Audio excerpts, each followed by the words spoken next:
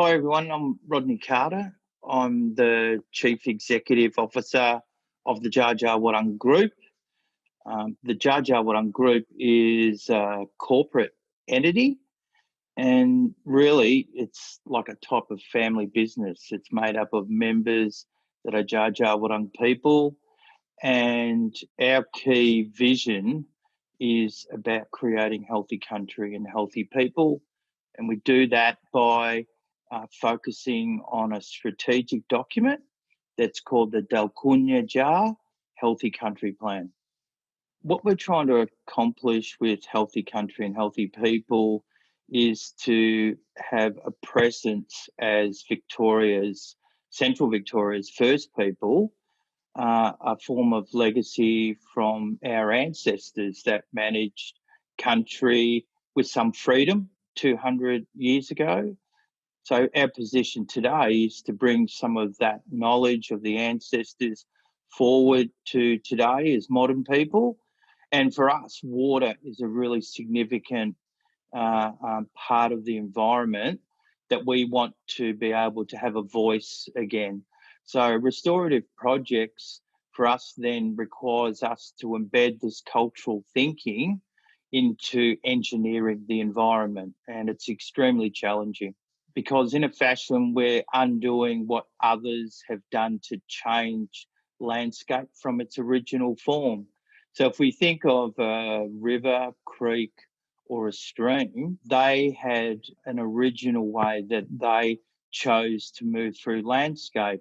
And as modern people, we think we're very clever and we change things to our benefit, but it's not necessarily to the benefit of country. And what we've learnt also with modern people is that there's a reason why country creates itself and why a river meanders. It's because it actually needs to. So for us now to do that by creating bends and rivers, rock battering to aerate water is extremely challenging to do that in an engineering context. What traditional owners want in trying to heal country and heal people is to be afforded the opportunity for us to lead, for us to make creative solutions, suggestions of ways of being and doing. And that would then require us to work with others to collaborate and needs the support of others. So important within that is the idea of a couple of terms I use is thoughtfulness and mindfulness. And that's the power of us being able to turn our thinking to how we can be a positive contributor to a collective outcome. But it's challenging because as people, we need to increase our understandings, and I say digest information and to then share in the vision. The approach that we might bring as first people to spirituality around water or philosophy, so this idea of really high level thinking is that water has a spirit, it has a murup, and that needs to very simply be respected. And if we look at water, then like that, it's not something that just simply comes out of a tap, falls from the sky as rain. When we go to, say, a pond, or we might call it a billabong, what does the reflection of light look like in the water? What are the mirrored type images that we see in that water from what surrounds the water?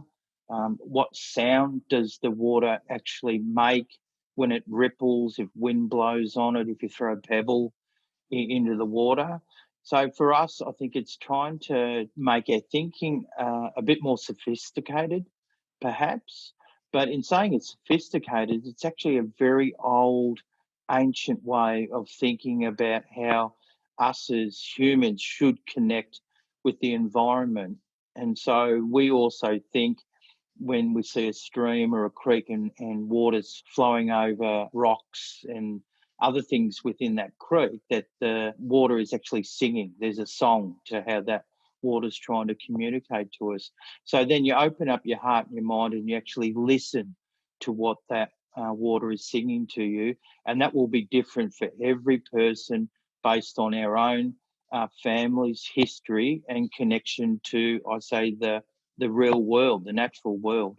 The idea of being able to be more harmonious with our natural world is an ancient knowledge thinking system that we've lost. And we look curiously around the world at uncontacted Indigenous peoples and we say that's amazing.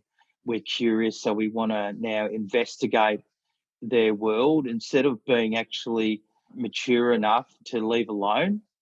And I think we need to improve this idea of our wisdom and our thinking to how we can allow the environment be what it needs to be. One of the unusual things actually about river systems is why they have bends and curves. And we understand scientifically that water would run downhill, it meanders, it needs to find its own true course. Water is actually smarter than that. And as it moves through landscape, there's movement of the water itself as a living entity under the surface. And there's vortices. So it's the swirling of water that takes place underneath the surface by its very nature. And in doing that, it purposely creates bends and curves in the landscape as it moves through country.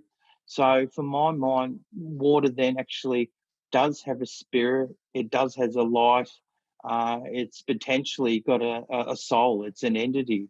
And I think if we can bring those philosophical thinkings using science, then we can better understand what water is. As the user of water, as we take things from the environment, it's very loosely suggested that we're clever enough to make things more efficient and more abundant. And what we see with water is that everything that we do in landscape actually depletes the resilience of water to be able to provide a sustenance to us. So there must be a point in time when I think traditional owners' voices have got to be heard, that it needs to be almost left alone to do what it needs, and then it will be there to provide for us when we go down to the stream and we want to take a drink. Because we've been so lucky through our recent evolution across our civilizations to access water. What we've got to do is understand a form of humbleness that we have to have, that there is only so much water. And in terms of what we need to survive, no dam or reservoir will ever be big enough to fulfill this greedy hunger. So we need to have thinking around abstinence. What is our appropriate consumption? And that would be applied across all water users, the consumptive users in our cities and towns, our agricultural users that need consideration because they grow our food, and the land itself, our country, our homelands, the environment, the plants, birds, and animals, they need water also. And I think what would be extremely important for us as humans is to understand that the environment actually comes first. The environment will survive in our absence. If we're not here, we've seen how the planet can ultimately heal itself. So we need to be, I think, tolerant in what the planet can provide us and what water we really need to consume to live.